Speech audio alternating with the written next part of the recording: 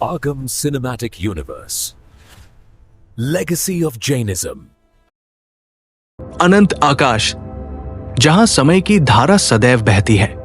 समय अनंत है, नित्य है और निरंतर गतिशील है। इसका कोई आदि नहीं और कोई अंत नहीं। यही है कालचक्र। आज हम आपको ले चलेंगे उस भूले हुए लोक की ओर, भोग भूमि की ओर। समय का ये चक्र दो भागों में बटा है, उत्सर्पिणी और अवसर्पिणी। एक में जीवन क्रमशः उत्कर्ष की ओर बढ़ता है और दूसरे में पतन की ओर। प्रत्येक अर्धचक्र में 6 आरा होते हैं, जहां मानव जीवन सुख और दुख की चरम सीमाओं से होकर गुजरता है।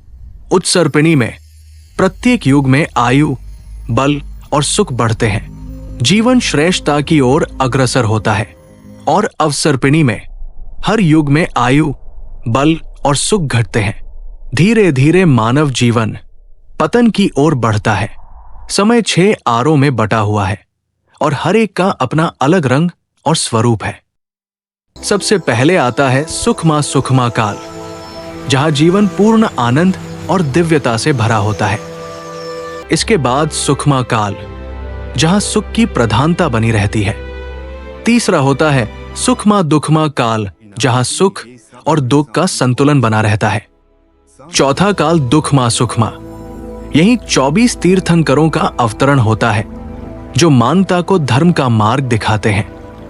पांचवा काल दुखमा, जहां धर्म क्षीण होता जाता है और दुख बढ़ जाता है। और छठवां काल दुखमा, समय का सबसे अंधकारमय दौर। हम वर्तमान में अवसर्पिणी काल में हैं, जो सुखमा से आरंभ होता है। सुखमा जहां स्त्री और पुरुष का युगल साथ ही जन्म लेता है और साथ ही जीवन का समापन करता है।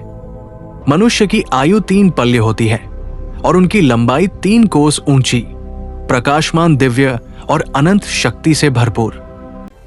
सब कुछ बिना मांगे प्राप्त होता था। कल्पवृक्ष अपने आप भोजन, वस्त्र, आभूषण, भवन और प्रकाश देते थे। न कोई कर्म करना पड़ता था, न कोई श्रम, न रोग, न भूख, न प्यास। सब कुछ सुख और शांति से भरा हुआ था। यह था उत्तम भोग भूमि का युग, धरती पर स्वर्ग जैसा समय। समय के साथ मध्यम भोग भूमि यानी सुखमा काल प्रारंभ हुआ। कल्पवृक्ष अब थोड़ा मंद पड़ने लगे थे। जो सुख समृद्धि पहले अपार मात्रा में मिलती थी, अब वही कुछ कम मात्रा में मिलने लगी। फिर भी मानव जीवन में शांति, समृद्धि और सुख सौख्य बना रहा। समय आगे बढ़ा और प्रारंभ हुआ सुखमा काल, जघन्य भोग भूमि। अब भी सब कुछ कल्प वृक्षों से ही मिलता था, लेकिन उनकी शक्ति दिन प्रतिदिन कम होने लगी। भोजन और वस्त्रों की कमी दिखने लगी। मनुष्य ने पहली बार भूख और प्यास का अनुभव किया। प्रकृति भी अपना रूप बदलने लगी। ये था मानवता के संघर्ष का आरंभ।